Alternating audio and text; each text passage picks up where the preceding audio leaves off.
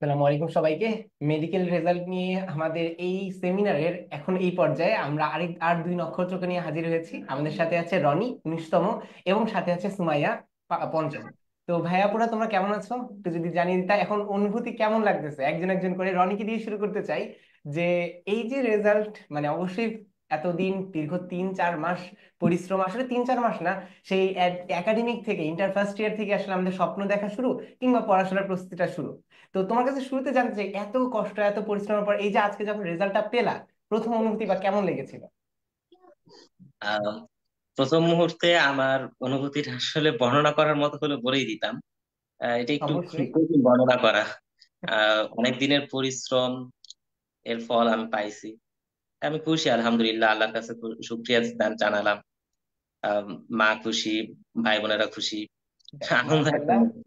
অবশ্যই হয়তো বা এমনও হয়েছে যে বাসায় কান্নাকাটির একটা কি সিনারি হয়ে গিয়েছে নাকি আবার? যাক কান্নাকাটি হয়েছে মাশাআল্লাহ, আমাদের। অবশ্যই আমাদের অনেক দিনের স্বপ্ন। তো তোমার কাছে একটু জানতে চাই, এই ডাক্তার দেখার বা ডাক্তার হতে হবে স্বপ্নটা দেখার শুরু কখন থেকে? স্বপ্নটা ছোটবেলা থেকেই। ছোটবেলা থেকে যখন ডাক্তারদের দেখতাম ভালোই লাগতো আমার। বাবাও অ্যাজমার রোগী ছিলেন আমার। মায়ের যখন অপারেশন হয় তখনও দেখি যে ডাক্তারদের আহ, তখন ছোঁয়া পাই, ডাক্তারদের যখন আশেপাশে পরিবেশটা দেখি, তো ডাক্তারদের পার্সোনালিটা আমাকে ভালোভাবে প্রভাবিত করে। সে থেকে মনে হলো যে না, ডাক্তারটা হওয়া যায়, যেহেতু এমএন লাইফে ডাক্তারটা শিখতাম। ওই ডাক্তারটাকে সামনাসামনি দেখার পর মানে ওই পার্সোনালিটা অনেক প্রভাব ফেলে জীবনে। সে থেকে একটা লক্ষ্য আচ্ছা, নিলাম। রনি, তোমার স্কুল কলেজ কোথায় ছিল? স্কুল ছিল government Kalachandpur high school and college, এবং কলেজ কলেজ ছিল আহ, বলতে মানে আচ্ছা, ঠিক আছে, জাতির জনক বঙ্গবন্ধু শেখ মুজিবুর গভর্নমেন্ট কলেজ। হ্যাঁ, অবশ্যই। আচ্ছা, তো সুমাইয়া, তোমার স্কুল কলেজ কি ছিল? আমার স্কুল ছিল, প্রাইমারি স্কুল ছিল বাইভাটি সরকারি প্রাথমিক বিদ্যালয়, এটা মির্জাপুর টাঙ্গাইলে। আর হাই স্কুল ছিল Mirzapur pilot girls high school. আর কলেজ ছিল হচ্ছে হলি ক্রস কলেজ। আচ্ছা, তো যখনই আসলে হলিক্রস কলেজ শুনি তখনই কেমন জানি আপন মনে হয়, কারণ আমিও হলিক্রস কলেজে ছিলাম। তো তোমাদের মুখে যখন হলিক্রস কলেজের নাম শুনি, আমিও আমার সেই ইন্টার লাইফে চলে যাই। আমাদের কলেজ ডিসপ্লে, তারপরে ক্লাসরুম, সবকিছুর কথা মনে পড়ে যায়। তো সুমাইয়া, তোমাকে জিজ্ঞেস জিজ্ঞেস করি। সবাই তো জিজ্ঞেস করে রেজাল্টের পরে অনুভূতি কি। তো তুমি হচ্ছে গিয়ে আমাদের 17 তারিখ যখন পরীক্ষা দিয়ে তুমি বাসায় ফিরলে, সেই সময় থেকে রেজাল্টের আগ মুহূর্ত পর্যন্ত তোমার অনুভূতি কেমন ছিল? অনুভূতি বলতে মুহূর্তটা সত্যি একটা অন্যরকম মুহূর্ত ছিল, যেটা কখনো জীবনে আসেনি বা আসবেও না। আহ, ভয়ে ছিলাম কি হবে কি হবে না, আহ, কোথায় চান্স পাবো কি পাবো না, খুব ভয়ে ছিলাম। সলভ মিলানোর আগ পর্যন্ত খুবই ভয়ে ছিলাম যে চান্স পাবো কিনা। এরপর সলভ মিলিয়ে দেখলাম হ্যাঁ, হয়তো চান্স হবে। তারপর খুবই চিন্তায় ছিলাম যে ঢাকা মেডিকেল আসবে কিনা। তো মানে খুবই ভয়ে ছিলাম। আচ্ছা, মানে তোমার কি তখন মনে হয়েছিল যে তুমি যে এই যে প্রথম 10 জনের মধ্যে চলে আসবে? না, এটা কখনো ভাবিনি। আচ্ছা, তো সুমাইয়া, তোমার হচ্ছে গিয়ে এই যে পরীক্ষা দেওয়ার এক্সপিরিয়েন্স, বা তুমি পরীক্ষার হল যে ফেস করেছো, তো এই পরীক্ষার হল ফেস করার যে আগে থেকে একটা মানে প্র্যাকটিস সেশন থাকা উচিত, বা পরীক্ষার হল ফেস করার মতো এই যে তোমার আগের পূর্ববর্তী এক্সপিরিয়েন্স থাকা দরকার, এই ক্ষেত্রে আমাদের উন্মেষের মডেল টেস্ট গুলো তোমাকে কিভাবে সাহায্য করেছে?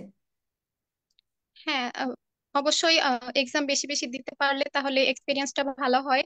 আর এক্সপিরিয়েন্স না থাকলে আসলে মেইন এক্সাম হলে গিয়ে সেটা মেনটেন করা যায় না। মেইন এক্সাম হলে গিয়ে অনেকে নার্ভাস হয়ে যায়, সেজন্য বেশি এক্সাম দেওয়া যায় ততই ভালো। আচ্ছা। ওকে, তো এখান থেকে আমি একটা জিনিস জানতে চাইবো যে পরীক্ষা তো দেওয়া হয়েছে, উন্মেষে তো অনেকগুলো একের পর এক পরীক্ষা নিতে নিতে আসলে স্টুডেন্টদের, একদম আমিও ছিলাম উন্মেষের স্টুডেন্ট, তো এত বেশি পরীক্ষা নেওয়া হচ্ছে। তো একটু জানতে চাবো যে এই যে উন্মেষে এতগুলো পরীক্ষা দিচ্ছ, মেইন এক্সামে যে কি মনে হয়েছে ওকে একই রকম প্রশ্নই তো পরীক্ষা দিচ্ছি, যে সেই একই রকম ওএমআর, একই রকম কোশ্চেন, এই রোল রেজিস্ট্রেশন নাম্বার? হ্যাঁ, অবশ্যই হেল্পফুল হয়। এক্সাম দিতে দিতে আর আর কি সেরকম কোশ্চেন কোশ্চেন প্যাটার্ন, তারপর হচ্ছে ওএমআর পূরণ করা, সবকিছু মিলিয়ে হেল্পফুল। আচ্ছা, তো রনি, তোমাকে জিজ্ঞেস করব যে তুমি যে আমাদের মেডিকেল সম্ভাবনা পরীক্ষায় অংশগ্রহণ করেছিলে, সেখানে তোমার স্কোর কত ছিল? স্কোরটা এই মুহূর্তে এক্সাক্ট মনে পড়তেছে না, তবে আম, 82-83 এরকম কিছু একটা ছিল আর কি, মার্কস আচ্ছা। অর্ডিন্যান্স। যাক মার্শাল্লাহ, তাহলে মেইন এক্সামের নাম্বারটাও কিন্তু আসলে ওই রেঞ্জে আসলে চলে আসতেছে, 80 থেকে হ্যাঁ, 90, হ্যাঁ। ওই রেঞ্জের মধ্যেই। তো লাস্টে একটা জিনিস একটু জানতে চাই তোমাদের দুজনের কাছে, যে এতক্ষণ তো আসলে অনুভূতি জানালা, তো তোমাদের লাইফটা কিন্তু এই যে সারা বাংলাদেশে সবাই দেখতেছে, প্লাস তোমাদের জুনিয়ররা ইমিডিয়েট 25 ব্যাচ বলো 26 ব্যাচ বলো, তো এই তাদের জন্য বিশেষ করে 25 ব্যাচ যদি আমি বলি যে তোমরা শর্ট সিলেবাস থেকে ফুল সিলেবাসের মেডিকেল এক্সাম, 25 ব্যাচও কিন্তু একই রকম হবে। তো এই ক্ষেত্রে তুমি এই বিষয়টা কিভাবে হ্যান্ডেল করেছিলা, বা কখন থেকে আসলে এই ডাক্তার হবার স্বপ্ন পূরণের জন্য পড়াটা বা এই রিলেটেড পরিশ্রমটা শুরু করা? তো রনি যদি একটু বলতাম। আমি তো সবসময় বিশ্বাসী শুরু থেকেই সবকিছু শুরু করা, ফার্স্ট ইয়ার থেকেই মূলত শুরু করি। যদিও আমার ধারণা ছিল না শেষ মুহূর্তে এতটা চাপে পড়তে হবে। শেষ মুহূর্তে যখন আন্তর্জাতিক দিকে আসলো, আমার জন্য মানে অনেকটা চাপের মধ্যে গেছি।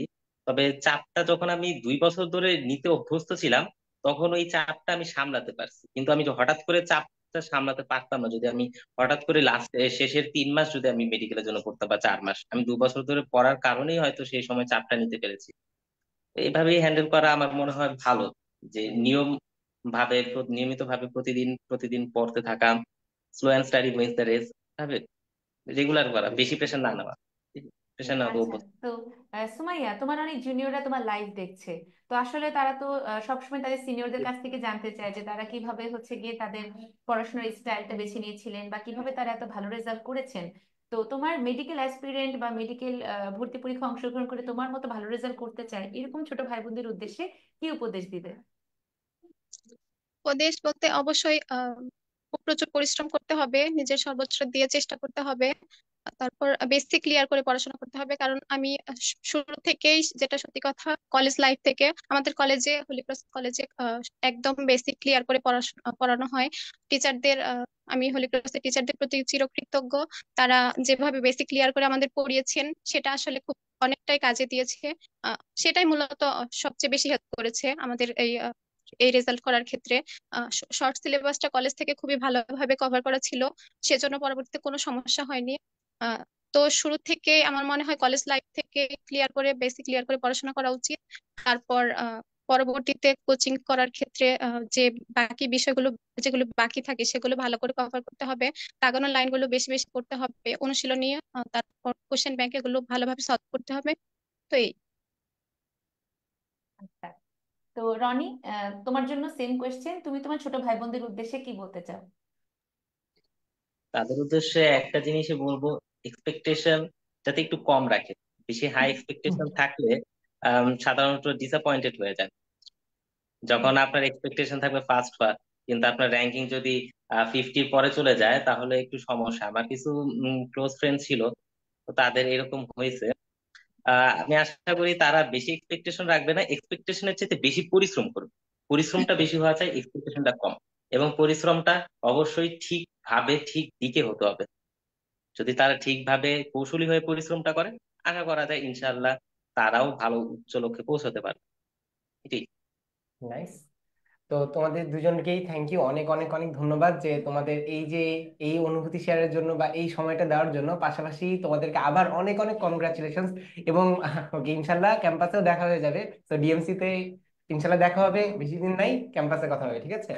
ইনশাল্লাহ তোমাদের সাথে আবারও দেখা হবে, আড্ডা হবে। অনেক অনেক ভালো থাকো এবং আবারও তোমাদের দুজনকে কংগ্রেচুলেশন। আল্লাহ হাফেজ। আল্লাহ হাফেজ।